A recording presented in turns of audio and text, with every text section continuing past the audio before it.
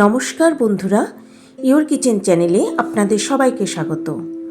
আজ আমি আপনাদের করে দেখাবো এই রকমই ভীষণই টেস্টি আর লোভনীয় বিনস আলুর তরকারি।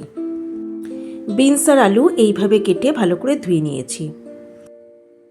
প্যানে তেল গরম হতেই দিয়ে দিলাম 2 শুকনো লঙ্কা আর সামান্য একটু কালো জিরে। এবার এই শুকনো লঙ্কা আর কালো জিরে তেলের মধ্যে একটু নাড়াচাড়া করে অল্প ভেজে নেব। একটু ভাজা হতেই এর মধ্যে দিয়ে দিলাম কুচিয়ে রাখা পেঁয়াজ। এরই সঙ্গে এর মধ্যে দিয়ে দিলাম 1 চামচ পরিমাণ নুন আর দিয়ে দিলাম কেটে রাখা টমেটো। এবার এই পেঁয়াজ আর টমেটো তেলের মধ্যে একটু অল্প ভেজে নেব। খুব বেশি ভাজার প্রয়োজন নেই, পেঁয়াজ আর টমেটো একটু নরম হওয়া পর্যন্তই এগুলোকে ভেজে নিলেই হবে। আর এই সময় গ্যাসের ফ্লেম রেখেছি একদম হাইতে। হাই ফ্লেমে পেঁয়াজ আর টমেটো একটু নরম হওয়া পর্যন্ত ভেজে নিয়েছি। এবার এর মধ্যে দিয়ে দেব আদা বাটা। এরই সঙ্গে দিয়ে দেব একটু রসুন বাটা। এবার এই আদা আর রসুন বাটা খুব ভালো করে তেলের মধ্যে নাড়াচাড়া করে ভেজে নেব বা কষিয়ে নেব, যতক্ষণ না আদা আর রসুনের কাঁচা গন্ধ চলে যাচ্ছে। আর এই সময় গ্যাসের ফ্লেম রেখেছি মিডিয়ামে।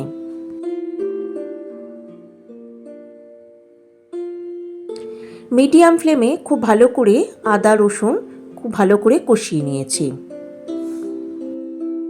এবার এর মধ্যে দিয়ে দেব জিরে গুঁড়ো, দিয়ে দেব ধনে গুঁড়ো, দিয়ে দেব লাল লঙ্কার গুঁড়ো। এরই সঙ্গে এর মধ্যে দিয়ে দেব কাশ্মীরি লঙ্কার গুঁড়ো, দিয়ে দেব সামান্য একটু হলুদ গুঁড়ো। তরকারিতে টেস্টের ব্যালেন্সের জন্য দিয়ে দেব সামান্য একটু চিনি। এই চিনিটুকু দিলে তরকারির স্বাদও কিন্তু বহুগুণে বেড়ে যায়, তবে আপনারা চাইলে চিনিটা কিন্তু স্কিপ করতে পারেন। এবার এই সমস্ত কিছু খুব ভালো করে অনবরত নাড়াচাড়া করে কষিয়ে নেব। এই সময় এর মধ্যে কিন্তু কোনো রকম জল দেব না, অনবরত নাড়াচাড়া করেই সমস্ত কিছু ভালো করে কষিয়ে নিতে হবে। একদম লো ফ্লেমে খুব ভালো করে অনবরত নাড়াচাড়া করে এগুলোকে কষিয়ে নিয়েছি। সমস্ত মশলা থেকে তেলও ছাড়তে শুরু করেছে। এবার এর মধ্যে দিয়ে দেব কেটে রাখা বিনস আর আলু, আর দিয়ে দেব খুব সামান্য একটু নুন। নুন, ঝাল আর মিষ্টির পরিমাণটা আপনারা আপনাদের নিজস্ব স্বাদ অনুযায়ী দেবেন। খুব ভালো করে এবার সমস্ত সবজিগুলো মশলার সঙ্গে কষিয়ে নিতে হবে। আর এই সময় আমি গ্যাসের ফ্লেম রেখেছি মিডিয়ামে।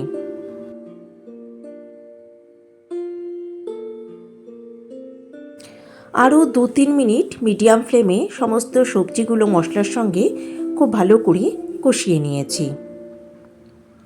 এবার এর মধ্যে দিয়ে দেব পরিমাণ মতো জল। এবার এটাকে খুব ভালো করে একবার নেড়ে দেব। আমার সকল দর্শক বন্ধুর কাছে একান্ত অনুরোধ রইল আমার চ্যানেলটা সাবস্ক্রাইব করার ও পাশে থাকা বেল আইকনটা প্রেস করার। এবার এর মধ্যে দিয়ে দেব কয়েকটা গোটা কাঁচা লঙ্কা।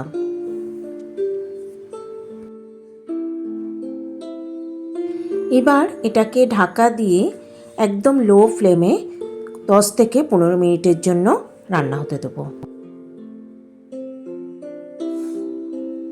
ফিরে এলাম প্রায় 15 মিনিট পর। ঢাকা খুলে দিয়েছি আর দেখতেই পাচ্ছেন তরকারিটা কিন্তু অনেকটাই ঘন হয়ে গেছে। খুব ভালো করে একবার সমস্ত কিছুকে নেড়ে দিলাম। সবশেষে এর মধ্যে দিয়ে দেব সামান্য একটু গরম মশলার গুঁড়ো। আপনারা এর মধ্যে একটু ধনেপাতা কুচিও দিতে পারেন। খুব ভালো করে একবার নেড়েচেড়ে সমস্ত কিছুকে মিশিয়ে দিলাম। এবার এটাকে ঢাকা দিয়ে কিছু সময় রেখে দেবো, তারপর পরিবেশন করব। লাঞ্চে বা ডিনারে গরম ভাত, এমনকি রুটি পরোটার সঙ্গেও এই রকমভাবে আপনারা বিনস আলুর তরকারি রান্না করে পরিবেশন করতে পারেন। এটা খেতে কিন্তু অসাধারণ টেস্টি হয়। রেসিপিটা ভালো লাগলে একটা লাইক, কমেন্ট ও শেয়ার করার অনুরোধ রইল সকল দর্শক বন্ধুর কাছে। তবে আজকের মতো বিদায় বন্ধুরা, নমস্কার।